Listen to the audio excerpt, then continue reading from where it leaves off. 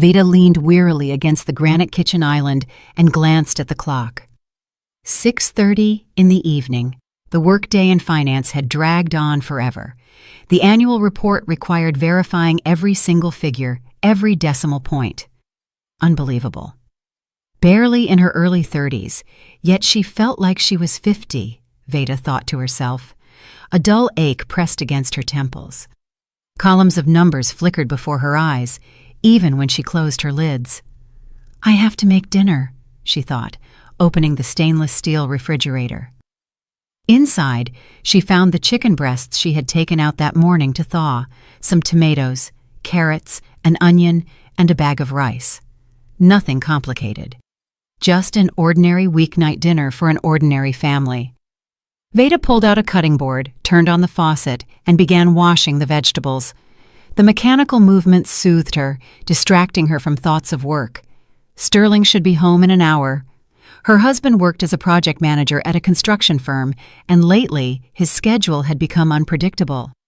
Sometimes he stayed late at the site, other times he disappeared in the middle of the day, claiming a meeting outside the office.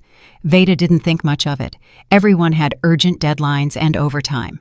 Azura, her 8-year-old daughter, was in her room. Usually the girl would greet her mom with happy shouts, stories about school, her friends, and her teacher, Ms. Williams. But today, just like the last 2 weeks, the little one had been strangely quiet. She had arrived home from school, said a silent hello, and went straight to her room. She's probably just tired, Veda thought as she seasoned the chicken. This semester is always the heaviest. Spring break is coming up soon. She'll get some rest. She put the skillet on the burner, poured in some oil, and heard soft footsteps behind her. She turned around. Azura was standing in the kitchen doorway in her fuzzy pink bathrobe, barefoot, her braided hair a bit messy, face pale, with bluish shadows under her eyes. Azura, baby, are you hungry? Veda asked gently. Come here. Help Mama set the table. The girl approached slowly and tugged at the hem of her mother's blouse. The movement was timid, unsure. Mama. The voice was low, almost a whisper. What's wrong, sweetie? Veda turned off the burner and sat on a chair facing her daughter. Azura hesitated, twisting the edge of her robe. Then she lifted her eyes. In them, Veda read a plea mixed with fear. Mama, can I stop taking the pills the lady gave me? Veda froze. Dozens of thoughts raced instantly through her head. What lady? What pills? When? Why didn't she know anything about this? What lady, Azura? She asked, trying to keep her voice calm so as not to scare the child. And what pills? Well, Daddy's friend, the lady colleague. She comes when you're at work. She says they're vitamins to help me study better, but after I take them, I get so sleepy. Then I wake up and it's already dark and my head hurts. Veda's heart began to beat faster. She felt the skin on her face go cold, the muscles in her neck tense up, but she couldn't show her fear to her daughter. She couldn't scare her. Paulina, I mean, Azura, Veda said slowly, holding her daughter by the shoulders. Bring me those pills, please. Show me the bottle. It's in my room, in the desk drawer. The lady said it's a secret, that if I'm a good girl and take the vitamins, Daddy will give me money. Go get it, Veda asked, trying to force a smile. Azura nodded and ran off. Veda stood up from the chair and leaned against the wall.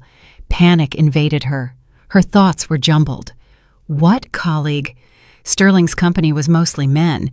Who was this woman giving her child some kind of pills, and why did Azura fall asleep after taking them? The girl returned a minute later with a small plastic bottle in her hand.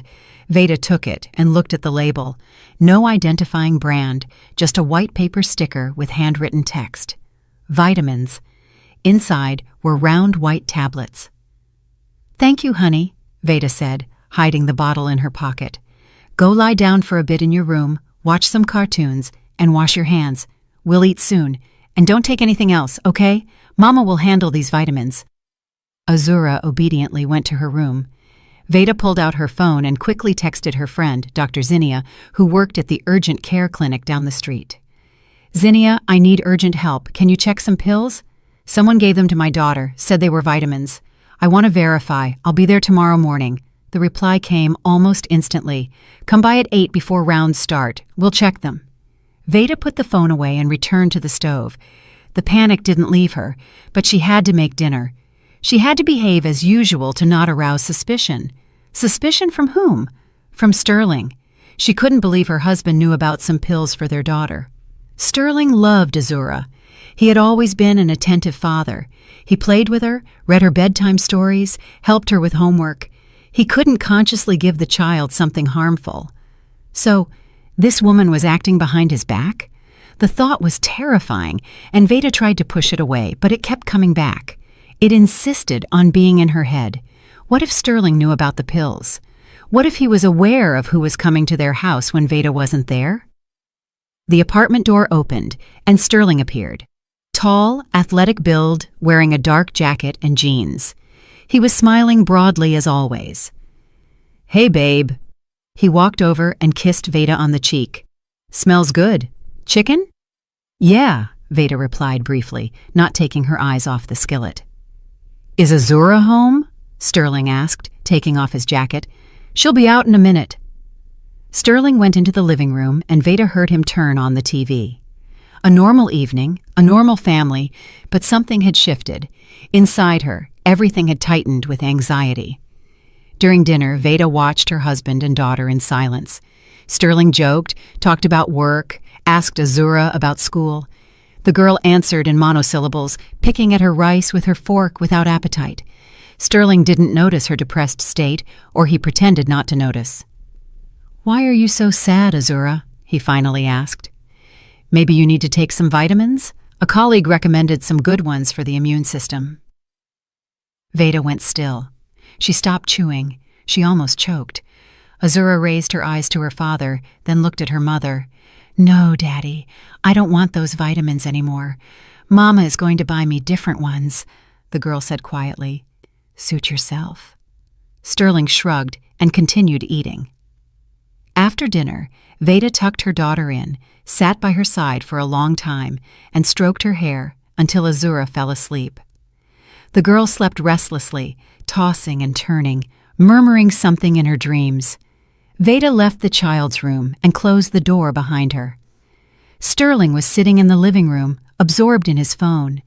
Veda walked past him without a word and went to bed. But she didn't sleep. She lay with her eyes closed, listening as her husband brushed his teeth in the bathroom, as he lay down beside her, as his breathing became regular and deep within a few minutes. And she thought about the pills, about the unknown woman, about how tomorrow she would learn the truth. In the morning, Veda got up at 6, as always. She got Azura ready for school and walked her to the bus stop. The girl looked more animated than yesterday.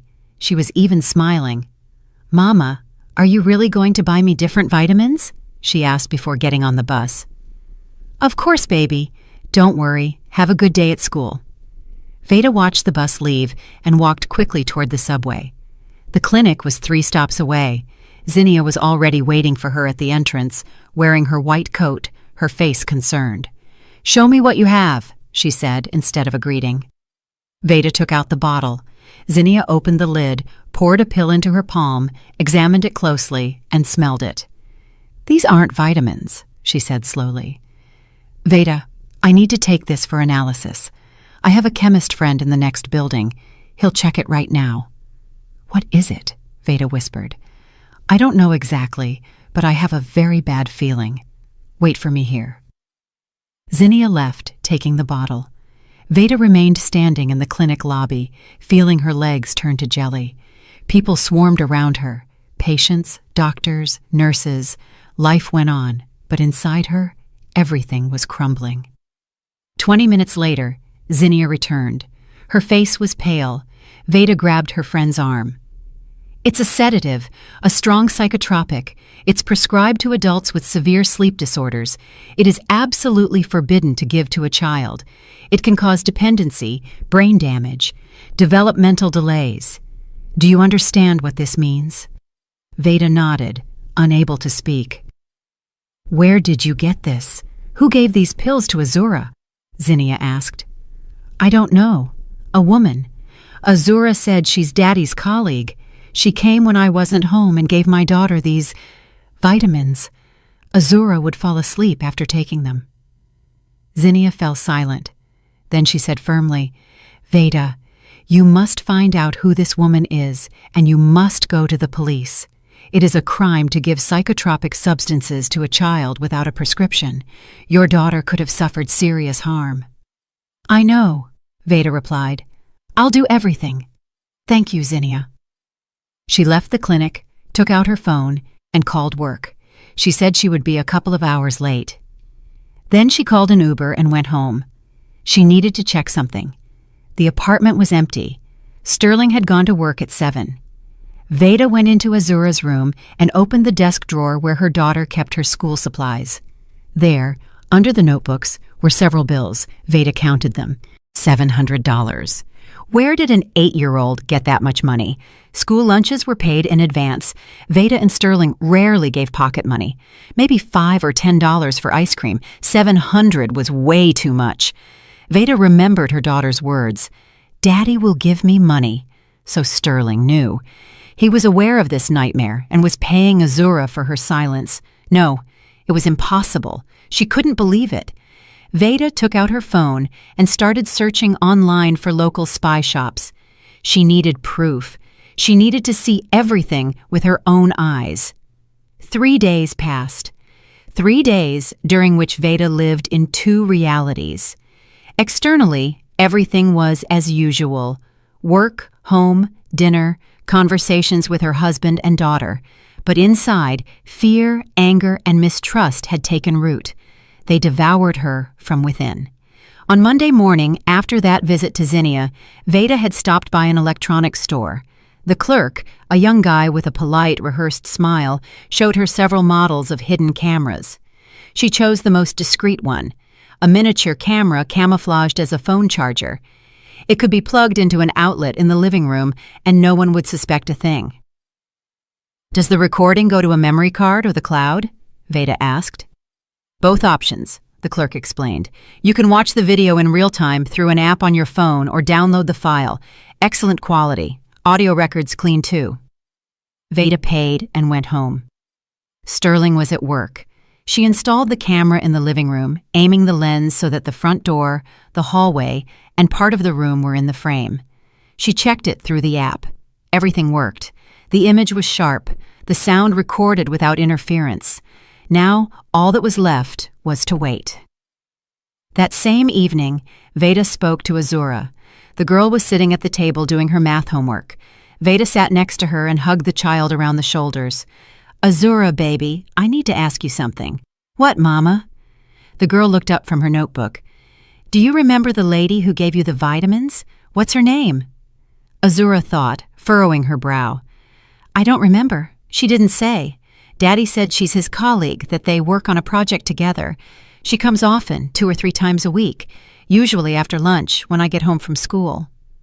Daddy opens the door for her. They say hi.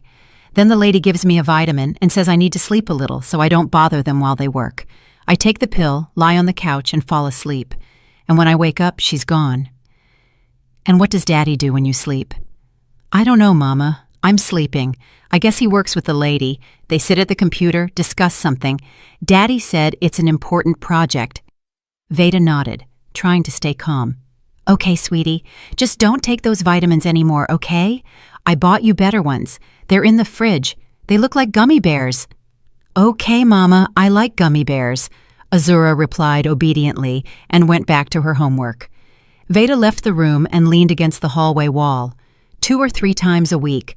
So this happened regularly. So it wasn't an accident. Who is this woman? Colleague. Oh. The thought was so obvious that Veda was surprised she hadn't reached it sooner. Mistress. Sterling had a mistress, and she came to their house while Veda wasn't there. And so the daughter wouldn't bother them.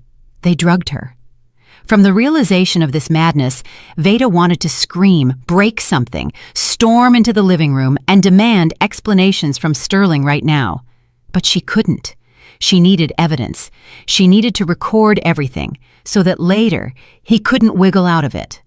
Couldn't lie. couldn't destroy the proof. The next day, Tuesday, Veda called her mother, Grandma Eula. The woman was 63, living alone in a small house on the outskirts of the city, in a quiet neighborhood with old oak trees and gardens. After Veda's father passed away 5 years ago from a heart attack, Eula led a retired life, tending her garden, knitting, and reading. "Mama, I need your help," Veda said when her mother answered. "What happened, baby?" Concern filled Eula's voice. "I'll explain later. Can you pick Azura up from school this week, every day? Let her stay with you until the evening. I'll pick her up after work." "Of course I can, but what's wrong?" "I'll tell you later, Mama. I can't talk right now. Thank you so much." "Veda, you're scaring me." "Everything is fine. It will be fine. I promise." Veda hung up and exhaled. Now Azura would be safe. Now this woman couldn't give her any more pills, and the camera would record whatever happened in the apartment in the child's absence. On Wednesday, Grandma Eula picked up her granddaughter from school. Azura was happy. Grandma always baked pies and told interesting stories about her youth in the South. Veda told Sterling that her mother would be picking Azura up now, claiming the girl had started having trouble with her grades, and Grandma would help her with homework. Sterling didn't object. He even seemed pleased. "Great," Sterling said. "She's smart. She'll help Azura catch up." Veda looked at him and didn't understand. Was he lying, or did he really not know about the pills? Maybe he thought that woman just came to visit. But then, why did they meet during the day when Veda wasn't home? Why had he never told his wife about his colleague? On Thursday, sitting at work, Veda opened the camera app. It was 1:30 in the afternoon. On the screen, the living room was empty and silent. She switched to the archive and rewound the recording to the morning. Sterling had left for work at 7:30 as usual. Then the apartment was empty. At 11:30, the door opened and Sterling returned. He wasn't alone. Veda zoomed in on the image. Next to her husband was a young woman, maybe 25, tall, slim, wearing tight jeans and a cropped leather jacket. Long, dark hair loose over her shoulders, flashy makeup. She was laughing. She hugged Sterling around the waist. He leaned down and kissed her. Long, passionately. Veda felt everything tighten inside, felt her breath cut short. She knew she would see this. She had prepared herself, but it still hurt. It hurt morally and physically, as if someone had stabbed a knife under her ribs and slowly twisted the blade. They moved to the living room and sat on the couch. Sterling took out a bottle of wine and 2 glasses. They drank, talked, laughed. Veda turned on the sound. "Azura went with her grandma, so we have the whole lunch break," Sterling was saying. "Veda won't be back until 7. "Good," the woman replied. "I missed you, Sterling. We haven't seen each other all week." "Me too. I'm sick of this situation. I want to be with you always, but I have to hide." "Soon everything will change." She kissed him on the neck. "You promised you'd get a divorce." "I promised, and I will. I just need time. I feel bad for Azura. She's still little. It's better for children when parents are happy separately than unhappy together," the woman pronounced in a lecturing tone. Veda turned off the video. She didn't have the strength to watch anymore. She locked her phone and sat staring at the office wall. Keyboards clicked around her. Colleagues discussed quarterly reports. Someone laughed by the water cooler. Life went on, and for her, everything had ended. No, it hadn't ended. She had to be strong for her daughter. Veda opened her browser and started searching for information on divorce, division of assets, and alimony. She read articles, studied information on lawyers in the city, looked at reviews. Then she called a law firm that was highly rated online and booked an appointment with a lawyer for Friday. On Friday afternoon, after work, she met with attorney Maxine Thorne, a woman in her 50s with a short, sharp haircut and the intelligent gaze of a successful jurist. "Tell me your situation," she proposed, seating Veda in an armchair across from her. Veda told her everything about the pills, the camera, the recording where her husband and his mistress discussed divorce. Maxine Thorne listened attentively, taking notes. When Veda finished, the lawyer thoughtfully tapped her pen on the desk. "We will solve this problem," she said. First, we must document the fact of giving psychotropic drugs to a minor. That is a criminal offense. Second, we must gather evidence of marital infidelity for the divorce proceedings. Third, we must prepare documents for the division of assets. What should I do? Veda asked.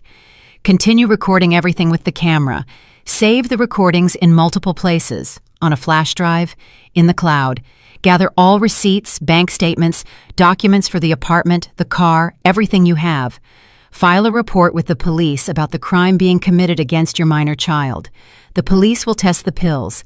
They will interview the child. If everything is confirmed, they will initiate a criminal case.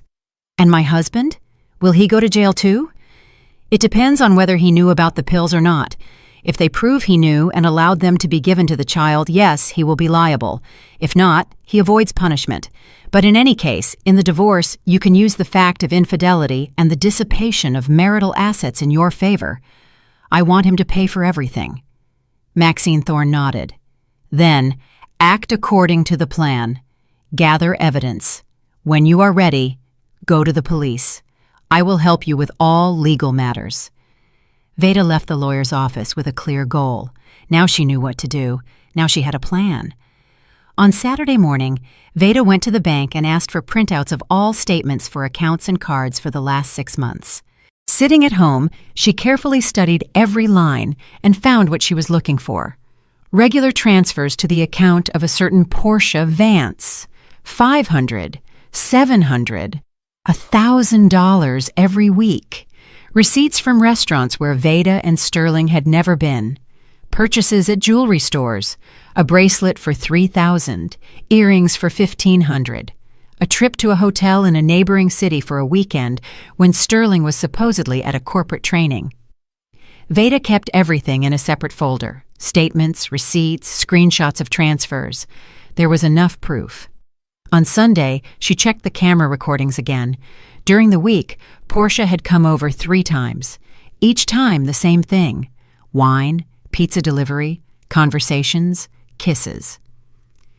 In one of the recordings, Veda heard Sterling call this woman my girl, promising her a trip to the beach, saying his wife didn't understand him or love him.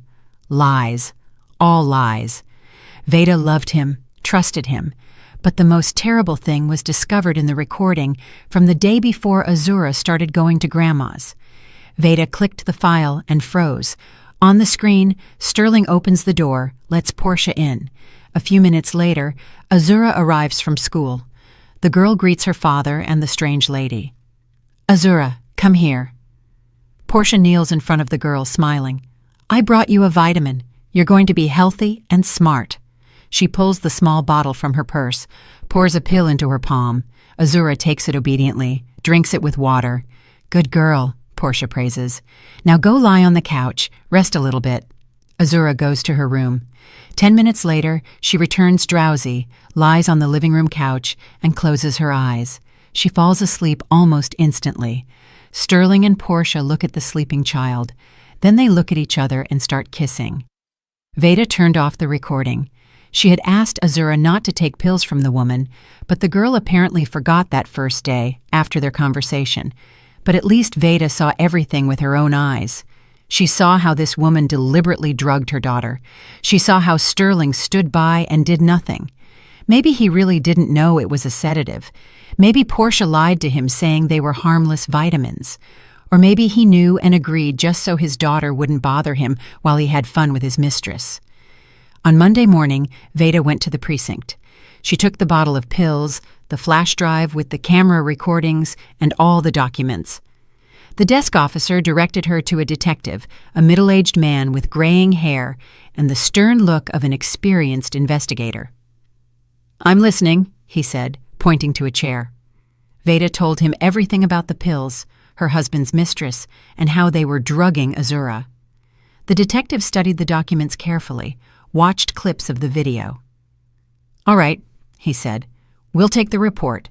We'll run a lab test on the substance. We'll interview your daughter and everyone involved. If the facts are confirmed, we'll open a criminal case regarding harm to a minor. How long will it take? A week or 2 for the lab work and interviews, then the decision to file charges. Is it possible? Veda hesitated, looking for words. Is it possible to do a sting operation, to catch them in the act when she gives the pill to my daughter? The detective thought, it's possible, but for that we need to know exactly when this woman will come again. She comes 2 or 3 times a week. Wednesday is almost certain. We'll organize a task force. You'll need to bring your daughter home that day after school and ask her to do what the detective says. Veda nodded. The plan was becoming reality. Wednesday turned out warm and sunny. The spring sky shone a clear blue. Buds were sprouting on the trees. The air smelled of damp earth and thaw. But Veda noticed none of this. She sat in her office watching the clock. 1:30. 1 more hour, and what she had prepared for all last week would begin. Yesterday evening, the detective called and explained the plan in detail. Azura must come home directly after school, not to Grandma's, but specifically home. Veda would tell Sterling she couldn't pick the child up. She would ask him to let Azura in. Sterling would most likely call Portia.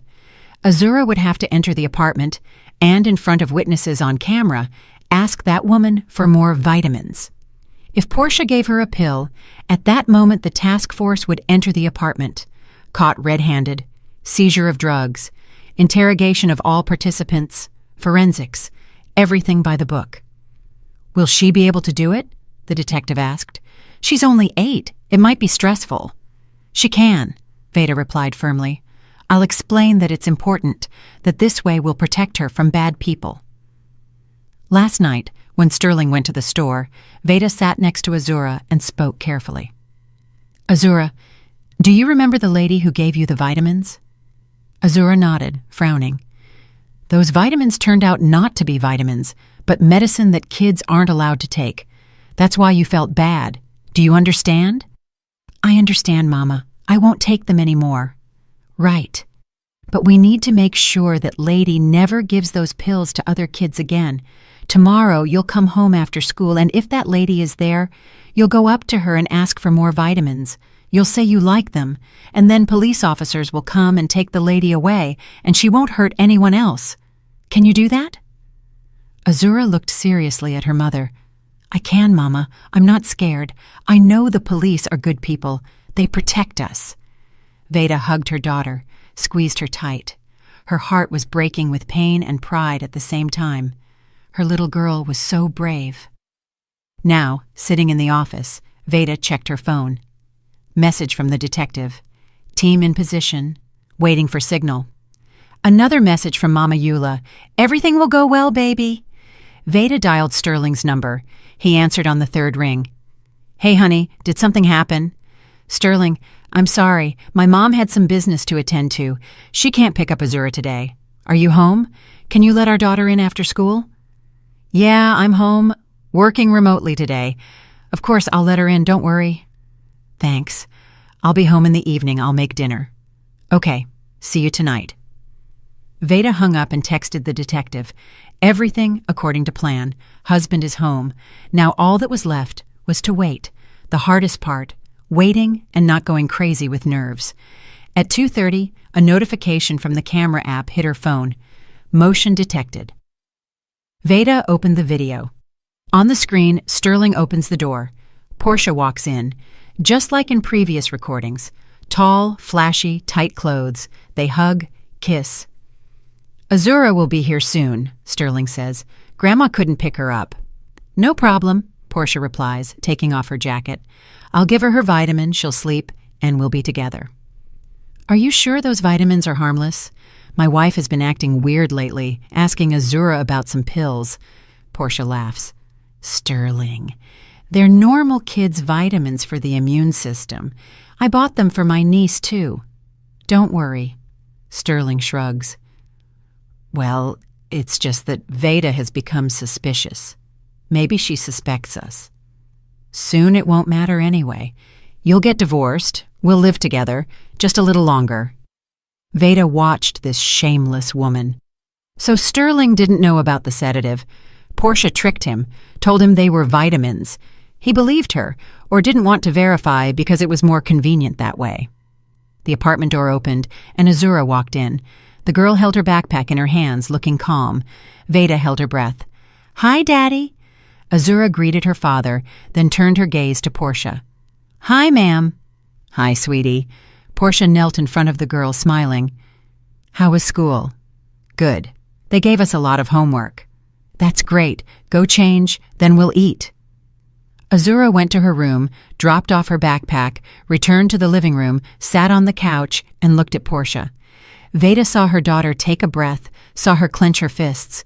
Brave girl, her brave little girl.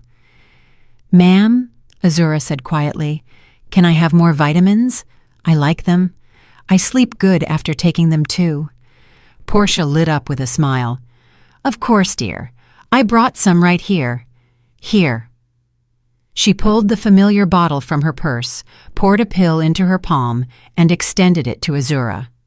The girl took the pill, brought it to her mouth, and at that moment, the door burst open with a crash. 4 people in plain clothes stormed into the apartment, 3 men and a woman. "Police! Hands where we can see them! Nobody move!" Portia screamed. She went pale. Sterling stood frozen with his mouth open. Azura dropped the pill on the floor. The detective, the same man Veda had spoken to on Monday, walked quickly up to Portia, flashing his badge. "Portia Vance, you are under arrest on suspicion of committing a felony, causing harm to the health of a minor. You have the right to remain silent. You have the right to an attorney." "What? What crime? I didn't do anything." Portia tried to pull away, but they held her firmly by the arms. "You gave a minor a psychotropic drug without a medical prescription," the detective continued calmly. "We have witnesses, we have video recordings. We are seizing the drugs now. Come with us." The female officer approached Azura, kneeling beside her. "Don't be scared, honey. You did everything right. Now this lady won't hurt anyone else." Azura nodded. Veda watched as her daughter held it together, trying not to cry. Strong. So strong. Sterling finally found his voice. "Wait, I don't understand what's happening. What psychotropic drugs? They're vitamins." The detective turned to him. "Sterling? Sterling, you will also need to come with us to give a statement. Were you aware that this woman was giving your daughter sedatives?" "Sedatives?" Sterling went pale. He looked at Portia. "You said they were vitamins." Sterling, I just wanted nobody to bother us. She only slept for a little while. Nothing serious." Portia tried to justify herself, but they were already leading her out of the apartment. The detective approached Azura, picked up the pill from the floor, put it in an evidence bag, then addressed the girl. "Azura, we'll need to ask you some questions, but not now, tomorrow, when your mom comes with us." "Okay," the girl replied quietly. "In the meantime, call your mom. Tell her it's over." Azura took out her phone and dialed. Veda answered instantly. "Mama, the police took her away, just like you said." "Good job, baby. You are so brave. I'm coming now. I'm coming to get you. Wait for me." Veda grabbed her purse and ran out of the office without saying goodbye to her colleagues. It was a 30-minute subway ride home. She ran through the streets, pushing past people without noticing anything around her, just to get there in time, just to hug her daughter, tell her everything is okay, that the danger has passed. When she burst into the apartment, Azura was sitting on the couch hugging a teddy bear. The officers were still processing paperwork, photographing the scene, seizing the bottle of pills. Veda ran to her daughter, hugged her, squeezed her as tight as she could. "That's it, my good girl. It's all over. You won't take those pills ever again." Azura buried her face in her mom's shoulder and finally cried softly, in broken sobs. Veda stroked her head, kissed her hair, whispered soothing words. The detective approached them. "Ms. Veda, tomorrow at 10 a.m., please come to the precinct with your daughter. We'll need to formalize the interview with a child psychologist present, take statements, okay?" "And my husband? Will you interrogate him too?" "We're taking him in for a statement now. Preliminarily, he claims he didn't know about the nature of the medication. He thought they were really vitamins. If we don't find proof that he was informed, he'll avoid criminal liability, but you can file a civil lawsuit against him." "I will," Veda said firmly. The officers finished their work and left. Veda was left alone with her daughter in the apartment. They had taken Sterling to the station. He wouldn't be back anytime soon. Veda made dinner, macaroni and cheese, Azura's favorite. They ate in silence, glancing at each other occasionally.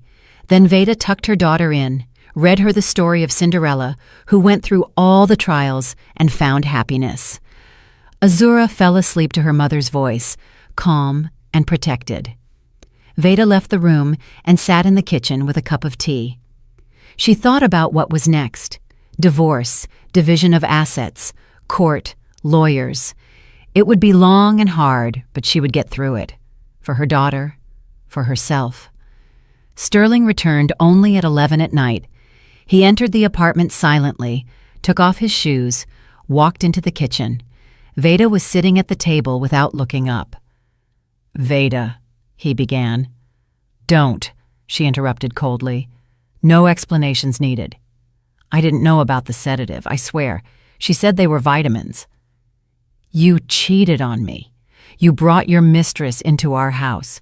While I was working, you were having fun here, in our apartment, in our bed, and our daughter saw it all, and your mistress poisoned her. Veda, forgive me. I didn't mean to. It just happened." "Nothing just happens, Sterling. You made a decision. Now I'm making mine. Tomorrow I'm filing for divorce." Sterling slumped into the chair opposite, covered his face with his hands. "I ruined everything. I'm an idiot. I lost my family." "Yes, you lost it. And you will get everything you deserve in full, and I will make sure of that." They sat in silence for a few more minutes. Then Veda got up and went to the bedroom. She lay on the bed without undressing and stared at the ceiling for a long time. There were no tears, only emptiness and exhaustion. The next day, Veda and Azura went to the precinct. The investigator interviewed the girl in the presence of a psychologist. He asked how often Portia gave the pills, what she said when doing so, how the girl felt after taking them. Azura answered calmly in detail. The psychologist noted that the child was in a state of stress, but her psyche hadn't suffered critically. A week later, the lab results came back. The pills turned out to be a strong sedative from the benzodiazepine group, prescribed to adults, strictly contraindicated for children under 16. Regular intake could cause dependency, cognitive impairment, developmental delays. The detective called Veda and informed her, "Criminal proceedings have been initiated." Portia Vance confessed completely. She showed where she got the meds, bought them online without a prescription. The goal? To sedate the child to spend time with her lover. Her husband was questioned as a witness. He confirmed he didn't know about the nature of the drug. Vance deceived him, told him they were children's vitamins. He wouldn't face criminal charges, but could be subject to administrative liability for inadequate fulfillment of parental duties. And Portia? What awaits her? Considering the harm to the child's health wasn't severe, but the risk was serious, plus the fact she admitted guilt and repented. Around 3 years in prison. The sentence will be handed down in 2 or 3 months. Veda nodded. Justice would triumph. This woman would pay for what she did to Azura. Now remained dealing with Sterling. Veda sat in attorney Maxine Thorne's office, flipping through documents. In front of her was a stack of papers: divorce petition, inventory of marital assets, bank statements with transfer sums to Portia highlighted, receipts from restaurants and stores. There was enough proof of infidelity for the court to side with Veda. "The apartment is in both names?" Maxine Thorne clarified, reviewing the property deeds. "Yes, 3 bedrooms, bought with a mortgage 6 years ago, paid off completely. Market value is around $450,000. 1 car in Sterling's name, bought 4 years ago, worth about $30,000 now. Savings, deposits, $150,000 in joint money. Plus, I have a personal account with $30,000. That was money from selling my old car before the marriage." Maxine Thorne nodded, making notes. "Good. In the divorce, all assets acquired jointly are divided 50-50. We'll have to sell the apartment, split the money. Sell the car, or one spouse buys out the other's share. Savings split in half. Your personal deposit stays with you. It's not community property. And the compensation? Veda asked. He spent our joint money on his mistress. Transfers, gifts, restaurants.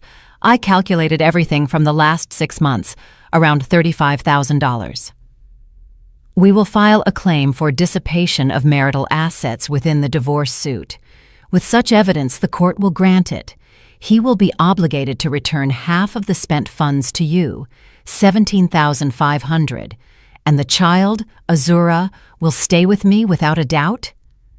Considering the circumstances, the father's infidelity, the fact that the child was exposed to danger in his presence, even if he didn't know about the sedative, the court will definitely determine the child lives with you. Sterling will pay child support and will have the right to see the child according to an agreed schedule.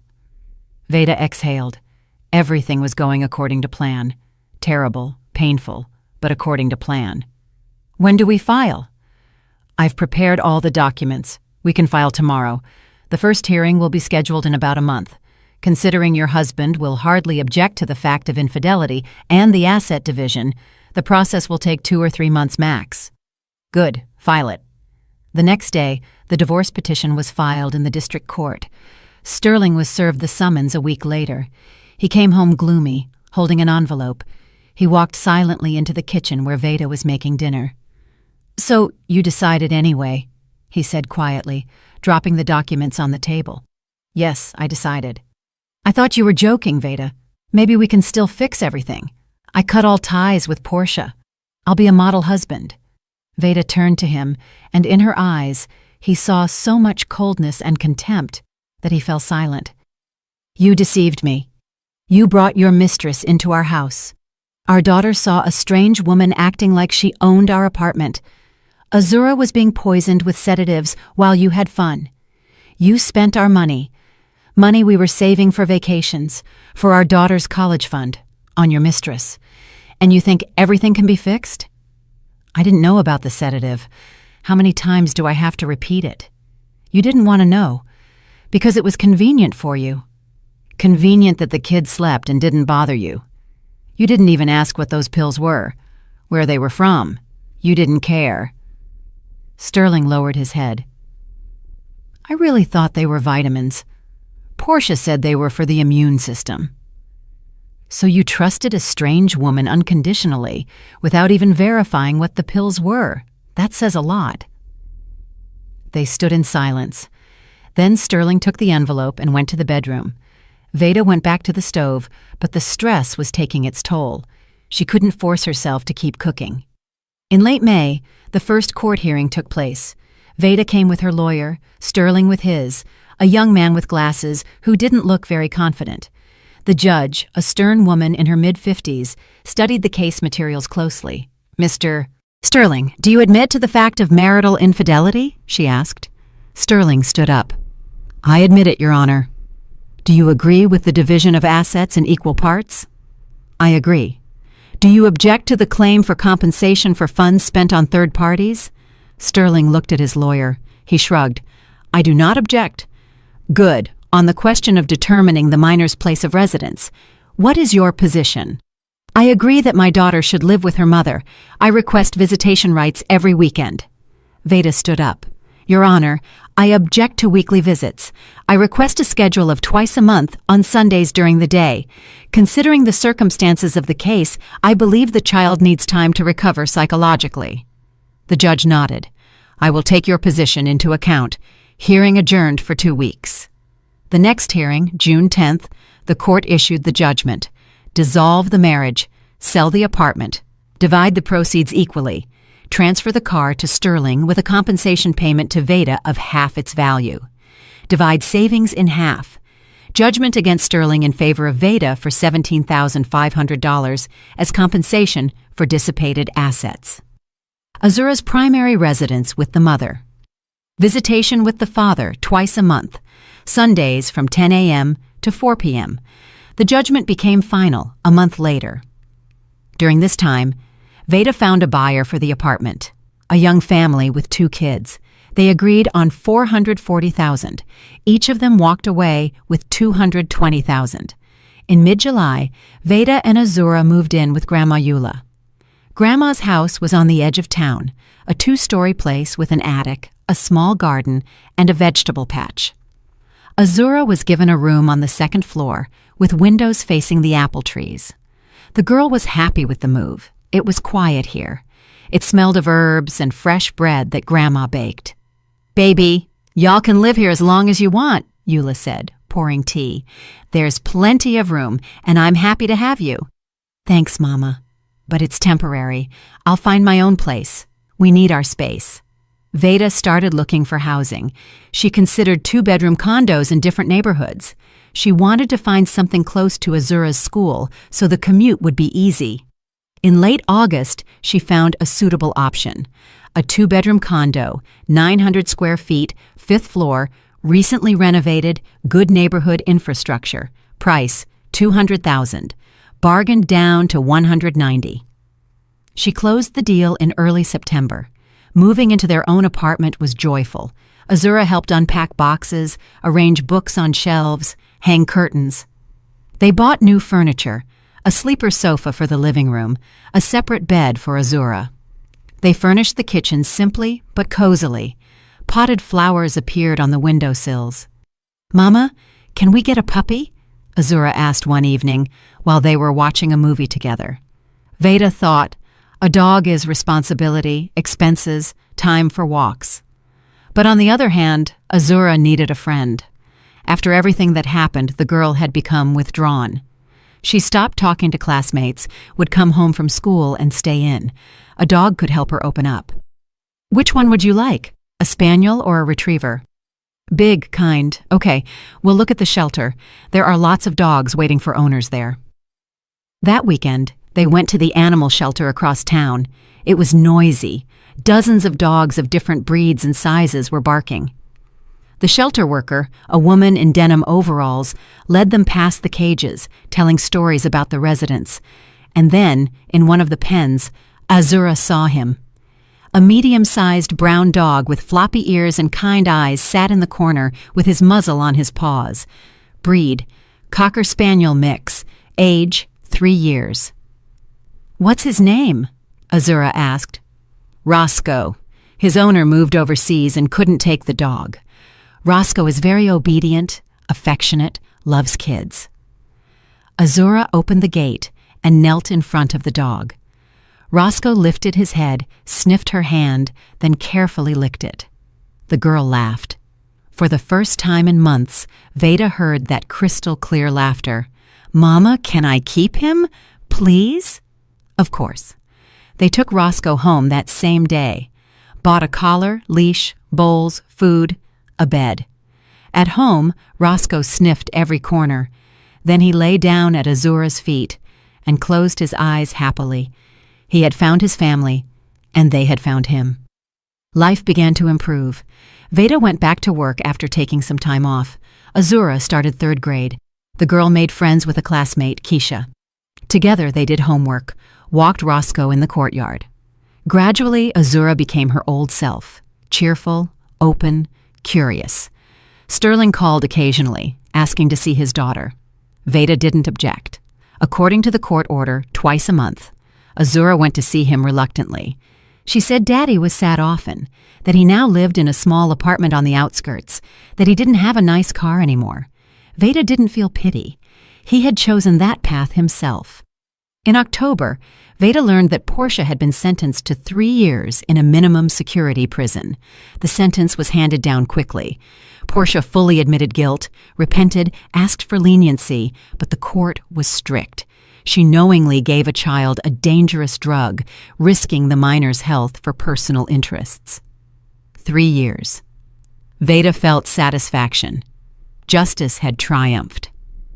Time passed.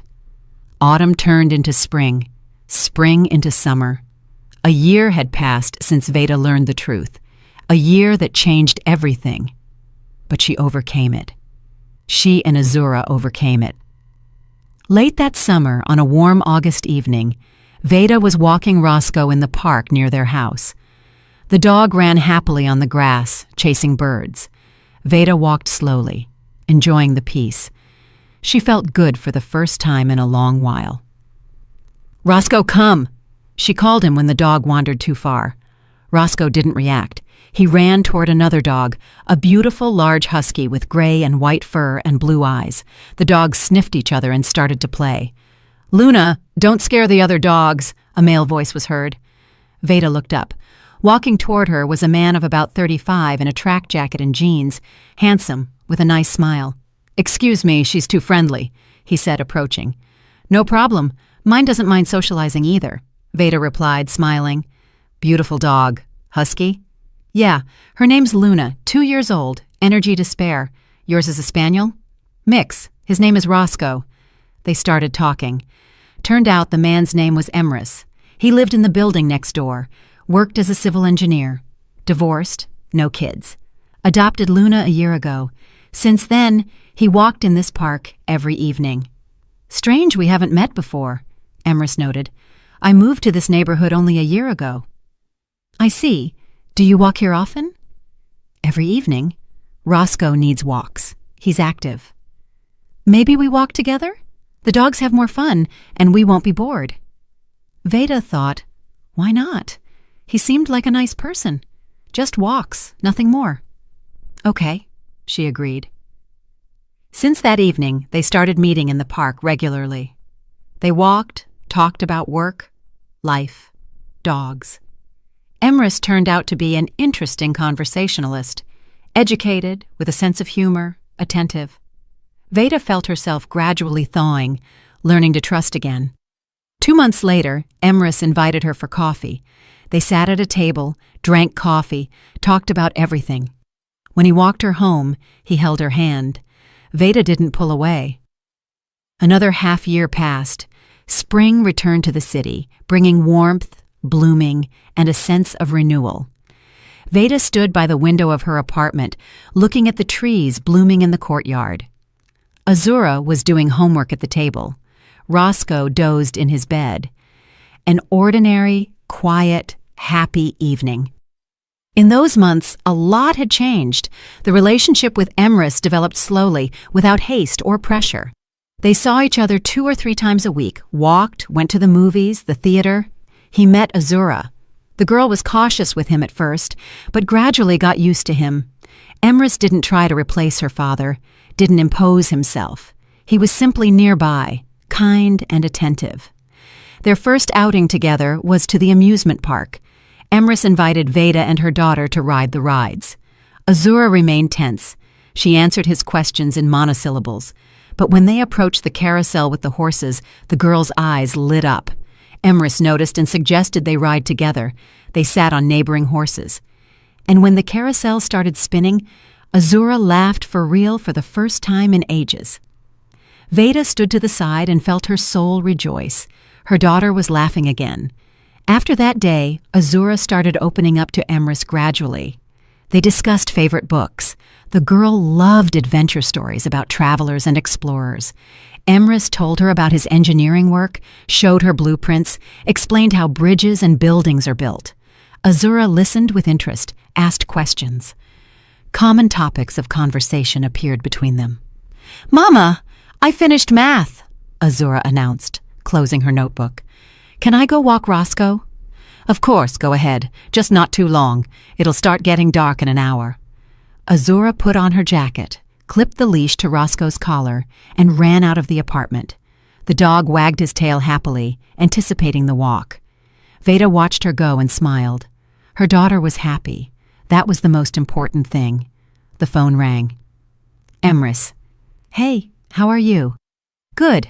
Azura is out walking. I'm home." "Listen, I wanted to talk to you. Talk seriously. Can I come over now?" There was a special note in his voice. Veda felt nervous. "Of course. Come over." Emrys appeared 20 minutes later. He said hello, walked into the kitchen, sat at the table. Veda poured tea, sat opposite. He looked at her seriously, thoughtfully. "Veda, we've been seeing each other for 8 months, he began, "and I understood that I want to be with you, not just date, but live together, build a family." Veda's heart began to beat faster. She expected this conversation, but was still nervous. Emrys, wait, let me finish. I have a 3-story house in the suburbs, in a good neighborhood. I bought it 2 years ago after the divorce. There's lots of space, a yard, a garage. Move in with me, you and Azura. Let's live together. I want you to be my wife." Veda fell silent. The proposal was unexpected, although she understood it would lead to this sooner or later. "And Azura? Are you ready to accept her as your own?" "Ready. I've become very attached to her. She's a smart, kind girl, and I'll do everything to make her happy. I need to think and talk to Azura. It's an important decision." "Of course. Think. I'll wait." He left, and Veda sat in the kitchen, hugging the cup of cold tea. To get married, to trust a man again, to let someone into her life, into her daughter's life again. It was scary, but Emrys was different. He was honest, reliable, loving, and Azura got along well with him. She remembered how a few months ago Azura got a cold. Her fever spiked to 102. The girl lay pale, weak. Veda called the doctor, sat next to her daughter, applied compresses. Emrys found out and came running with medicine from the pharmacy, fruits, and a stuffed toy, a rabbit. He sat next to Azura, read her stories out loud until she fell asleep, and then helped Veda with cleaning, made dinner, didn't let her collapse from exhaustion. Those things aren't forgotten. Actions like that speak more about a person than any words. In the evening, when the girl returned from her walk, Veda called her to the kitchen. They sat together, and Veda asked carefully, "Azura, do you like Emrys?" The girl nodded. "Yeah, he's nice." "Would you like us to live together? Me, you, Emrys," Azura thought, furrowing her brow. "And where would we live?" "He has a big house with a yard. Would you like that?" "And Roscoe will go with us?" "Of course. Roscoe and Luna will be friends." Azura smiled. "Then it's okay. I agree, Mama. Emrys is kind. He doesn't yell, doesn't lie. I feel safe with him." Veda hugged her daughter, squeezed her tight. The decision was made. The next day she called Emrys. "I accept. And Azura does too. We'll move in with you." "Really?" There was so much joy in his voice that Veda smiled. "Really, but not immediately. It takes time to organize everything." "Of course, take all the time you need." The move happened in early June. Emrys's house turned out even better than Veda imagined. Spacious, bright, with large windows and high ceilings. On the first floor, living room, kitchen, study. On the second, 3 bedrooms and 2 bathrooms. On the third, an attic that could be repurposed for anything. Azura was given the biggest room on the second floor with a view of the garden. The girl was delighted. She ran around the house, exploring every corner, rejoicing in the space and novelty. Roscoe also adapted quickly, became friends with Luna. Now they ran around the yard together, chasing each other. Emrys built a spacious pen with a roof for the dogs, put out large bowls, hung toys. The animals were happy. In the garden, apple trees, cherries, and plums grew. Emrys showed Azura how to care for the trees, how to water the vegetable beds. The girl enthusiastically set about helping. Every morning she ran to the garden, checked how the tomatoes and cucumbers were growing, watered the flowers. A new hobby appeared, and Veda was happy watching her daughter bloom. In July, Veda and Emrys got married modestly at the courthouse in the presence of Azura and Grandma Eula. No lavish celebrations, just a signature on a license and the certainty that they were now family. After the ceremony, they went to a restaurant, celebrated the event with a family lunch. Azura gave Emrys a drawing. In it was depicted their new family: Veda, Emrys, Azura, 2 dogs, and the house surrounded by flowers. Emrys looked at the drawing for a long time, then hugged the girl and said, "Thank you. It's the best gift of my life." Life became peaceful and happy. Emrys turned out to be a wonderful husband, attentive, caring, reliable. He helped Azura with homework, drove her to and picked her up from school, played board games with her, read at night. The girl blossomed, became confident, cheerful. Her grades improved. New friends appeared. The teacher noted at the parent-teacher conference that Azura had become more active, stopped withdrawing into herself, participated with pleasure in school activities. In the fall, Veda discovered she was pregnant. The news was unexpected but joyful. Emrys, upon finding out, hugged her for a long time, repeating, "We're going to have a baby, our baby." Azura received the news with calm and interest. "So, will I have a little brother or sister?" "Yes, sweetie." "Good. I'll help you with the baby. Mama, I'll teach him to read and draw." The pregnancy went easily. Veda continued working until maternity leave. She felt great. Emrys surrounded her with care, cooked, cleaned, didn't let her get tired. Azura also tried to help, set the table, washed dishes when it was hard for Mom, waited impatiently for the appearance of the brother or sister, prepared the room, chose toys. In April, exactly 2 years after their meeting in the park, a boy was born. They named him Jovian, a strong, healthy baby with gray eyes and light hair. Azura became his big sister from day one, affectionate, and Mom's main helper. She helped bathe him, rocked him when he cried, sang lullabies. She learned nursery rhymes, told stories to her brother, showed him colorful pictures. Jovian reacted to her voice, smiled, reached out his little hands to her. Life was full of meaning and joy. Veda felt truly happy. She went through betrayal, pain, humiliation, and came out of that trial stronger. She found the strength in herself to break a toxic relationship, protect her daughter, start over, and now she had a real family built on love, trust, and respect. Sterling never fixed his life. He continued living alone in a small, one-bedroom apartment on the outskirts. Worked in the same position, met with Azura according to the schedule. The girl said Daddy was sad often, that he regretted what happened. Once he asked Azura to tell Veda that he was sorry for his actions, that he understood what a mistake he had made. Veda listened and simply nodded. She didn't feel gloating. She simply understood that everyone gets what they deserve. Sterling made a decision, and now he lives with the consequences. Portia was still serving her sentence in prison. By law, she had a year left. Veda sometimes remembered that woman, young, beautiful, selfish. She destroyed someone else's family, harmed a child, and now was paying for it. Justice existed. Veda hoped the years in prison would teach Portia to value other people's lives, to think about the consequences of her actions. Maybe upon release, she would become a different person. Once, on a summer evening when Jovian turned 3 months old, the whole family gathered in the garden. Emrys was grilling kebabs on the barbecue. Azura played with Roscoe and Luna on the grass. Veda rocked her son in the stroller under the apple tree. Grandma Eula had come to visit. She was sitting in a wicker chair knitting socks for her grandson. "What a beauty," she said, looking at everyone. "A real family. I am so glad, baby, that you were able to go through everything and find your happiness." Veda approached her mother, hugged her around the shoulders.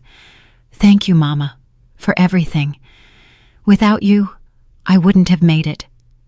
You supported me when it was hardest. You are strong, Veda. You did it yourself. I was just nearby." Azura ran up to Veda, hugged her around the waist, cheeks flushed from running, eyes shining. "Mama, we are happy."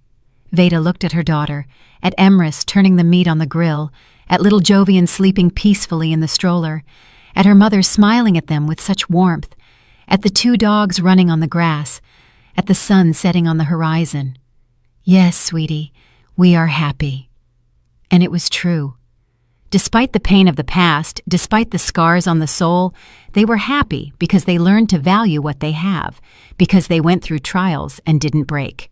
Did you like the story, and which city are you listening from? Let's meet in the comments. If you liked the story, you can support me by sending a super thanks so I can keep bringing more stories like this. Thank you so much for your sweet support. I'm looking forward to your comments on the story. On the screen, you can see 2 new life stories that I highly recommend. There's so much more on my channel. Don't forget to subscribe. See you in the next life story with love and respect.